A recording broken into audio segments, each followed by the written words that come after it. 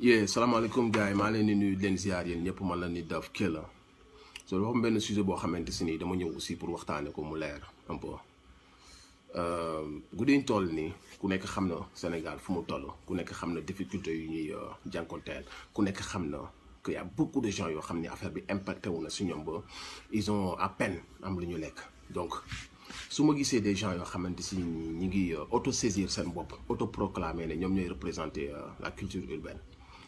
dem palais sans le dire sans yëgal ko nit ñi sans am l'aval des hip-hopeurs dans le seul but de soutirer de l'argent au peuple sénégalais dama koy dénoncer parce que dégg nañ tractation yi ngeen nekk yëpp dégg nañ ko ku ci nekk instant bi nii au lieu que nga sensibiliser nga tiit pour Sénégal nga yërëm Sénégal yaa ngi xool naka ngay def pour soutirer de l'argent au Sénégalais parce que dégg ngeen ay milliards yu ñu débloqué donc fàtte ngeen la sensibilisation et la maladie vous faites genre avant devant les micros oui sensibiliser ci suuf une mafia est en train de s'organiser ci turu hip hop ci turu tous les innocents yi nga xamante si ni amour la ñuy demee ak passion duñu xam nga yëguñu sax lu xew qui vous a dit que vous représentez le hip hop ngeen nekk ci suuf instant bi nii ñu ngi wootante ku ne ngi wut dossier di fen di gonfler ay chiffres nan dama impacté dama perdre xaalis pour dem soutirer ci milliards yooyu ngeen dégg man Nit Doff ñàkk naa xaalis ñàkk naa ay contrat annulé naa ay concert après Italie ak Espagne xam ngeen que ni xaalis boobu bu génnee pàcc boobu ay millions laa ciy am millions yooyu man mayaat naa ko Sénégal nañ ko jox ministre de la santé wala ci côté action sociale ñu xool naka lañ dimbalee dëgg la am na artiste ci côté culture bi yu impacté wu mais buñ ko doon xool ci liste bi sori ngeen trop ci priorité yi ne serait-ce que sax immigré yi ñoo leen gën a sonn waxuma laa ne ñu nekk fii amuñu lu ñu lekk amuñu lu ñu naan pensez à ces gens-là qui ont fait de vous ce que vous êtes ngeen bàyyi leen ñoom pour une fois ñu nekk priorité ndax guddiñ toll nii am nañu ñàkk seen liggéey am na ñoo xam ne toog kër gi ñu leen toogloo kër yàq na xañ na leen lu bëri ci lañ daan am par bis tey jii suñu leen gisee ngeen nekk ci suuf ci turu hip hop di ko am ñu ngeen koy yëgal ak ñu ngeen ko dul yëgal mu nekk ñaari pàcc instant bi ngeen nekk en guerre ñii di xëcc jëm fële ñii di xëcc jëm fële am na fi ñoo xamante si nii nee nañ dañoo annulé laaj nañ ay millions yu dul jeex am ñeneen ñoo xam naan dañ doon jouer ñun chaque semaine ñàkk nañ lii instant bi ngeen di def ci kaw projecteurs yi nii ci suuf yéen ngi xool naka ngeen suturee xaalis c'est une honte. C'est une honte. Il faut aimer son pays, surtout dans les moments de crise. Parce que crise bu amee dina impacté ci ñëpp tey jii même su fekkoon at bi yëpp at la boo xam ne chiffre d'affaires yi du bari ci ñun dañ koy muñ rek daal ne 2021 mooy dàq. Mais il faut coûte que coûte ma def l'argent ci kanam il faut ma def kat l'argent ci kanam il faut ci kanamu projecteurs yi ma def un gars engagé un gars qui veut vraiment aider son peuple mais ci suuf benn objectif kese moom mu tax a jóg muy xaalis. Il est temps que tout ça s'arrête. Arrêtez de mbubboo hip hop bi yéen aussi. une partie laay wax xam nañ bu baax seen bopp xam nañ li may wax te ñoo ma ko gën a xam parce que man mii bëggoon nañ ma si taxal mais laaluma xaalis boobu mayaat naa ko Sénégal ci xol bu sedd guy tey ji su ma mënoon di dagg sama cere di jaay di jël xaalis bi dugal ci kees gi dama koy def mais jomb naa dem di xool naka laa suturee Sénégal xaalis bi muy dem di lebi ma xool man naka naa ci ëppalee te on sait que vous allez mentir on sait que ci seen ay chiffres ci seen ay contrats yi soi-disant contrats yi ngeen fi wax vous allez gonfler les chiffres ayez honte de faire ça.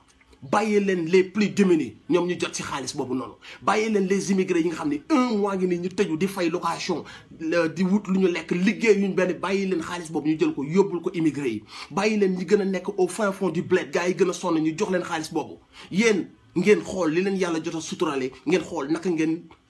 ngeen passer cette étape là avec dignité il faut savoir quelquefois faire preuve de dignité parce que fépp la méttee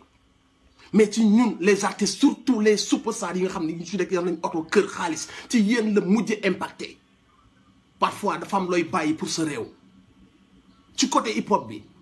y en a marre que des gens exploitent dès qu'il s'agit d'aller au palais wala d'argent tu vois benn cercle bu ndaw ñu ñëw toog xool naka lañ ko defee seen biir naka lañ compale kii pour fermer des bouches pour que ñoom ñu toog di utiliser tous ces gens là yu bëgg hip hop di ko dundal tous les jours di souffrir nekk ci Sénégal bi yépp duñ ci gis dara wala buñ ci gisee ay miettes lay doon y a toujours benn cercle boo xamante si ni ils vont se servir à coups de millions et sous le dos de la culture urbaine. Arrêtez de manipuler les gens arrêtez d'exploiter le hip-hop man nanguwuma loolu léegi nag man personnellement sama wàll comme ni ma ko waxee duma ko laal may naa ko Sénégal ci xol bu sedd guy nag mais nañ ma ko joxal ministère yi moo wax wala suñ ko mënta jox ñooñu nañ ko récupérer joxal ma ko hip hop Galsen su ma nee hip hop Galsen mooy ba ci rapport bi gën a ndaw su doon jot 100 francs sax nañ ko joxal sama wàll mais bu benn charognard laal sama wàll loolu nag dama koy wax dama koy teel a wax après lépp dina leer su ngeen dugalee ay dossier bu fekkee malgré ça jël ngeen xaalis yi après lépp dina leer on verra qui a touché combien et qui a touché combien léegi nag li nga xamante si nii man sama part la ma yu ma ko benn charognard bu kenn laalee benn dërëm ci sama li nga xam ne sama part la waroon nekk sama partir en couille. I know you're gonna talk shit behind me xam naa leen vous ne m'aimez pas vous allez me boycotter encore une fois vous allez parler de moi but if you a man xam ngeen sama number xam ngeen nu may doxalee just call me and we gonna do like a man do xam ngeen fu may waxee je sais que vous allez pas m'aimer et j'en ai rien ngeen baal ma li tax may wax mooy bëgg sama réew ñeme dëgg te xam ngeen ne ragaluma leen te xam ngeen ne yii laa mës a taxawee depuis 12 ans yi ma fi nekk il est temps que ça s'arrête li ngeen ma mën a def rek mooy boycotter ma te loolu c'est hip hop mën naa ko xëy bàyyi du jour au lendemain parce que sama xol bi yàllaa si nekk yooyu mënuma sonal donc voilà le message yëg ngeen ko les gars du hip hop maa leen di wax ngeen yeewu parce que y a trop de gens qui vous exploitent y a trop de gens ci seen ay tur ci turu hip hop bi ils vous exploitent parce que lii nii ñi ngi naan bu leen ko wax diw bu leen ko wax diw parce que diw amuloon contrat ñi amuloon contrat et ça c'est lâche de vouloir inventer des contrats et de xam que ni bu dee impacté hip hopeur bi gën a ndaw affaire bi impacté na ko parce que ne serait-ce que benn 2500 mënul na ko cee laal te laalu ko donc yow mi nga xamante si ni tu es en train de fabriquer des faux contrats wala de gonfler des chiffres teggil sa tànk soo bañee wax bi jur beneen scandale teggil sa tànk nga bàyyi Sénégal cofit yi mu dem wuyu mu dugal ko fi mu ko war a dugal les plus démunis les immigrés faneen ak faneen balaa muy agsi ci nous les artistes je parle culture urbaine c'est large nag culture parce que am na ñeneen ñoo xam ne instant bi bind nañ seen dossier toog di xaar fàtte nañ sensibilisation fàtte nañ corona fàtte nañ tiit bi fàtte nañ dee yi fàtte nañ lépp instant bi nii nun def rek ba dégg milliards yi président bi annoncé naka lañ ci ëppalee la ñuy wut naka lañ ci organiser mafia boobu nag man bokkuma ci lu leer de midi laa leen wax loolu mooy li fi am ñu ngi fàttali ñëpp que la priorité c'est la sensibilisation jëlee fi coronavirus dimbali suñu frères yi dimbali les plus démunis fexe ba maladie bi bañ a law c'est ça loolu moo nekk urgence bi guddiñ toll nii suñ demee ba weesu lii yëpp nag àdduna jeexul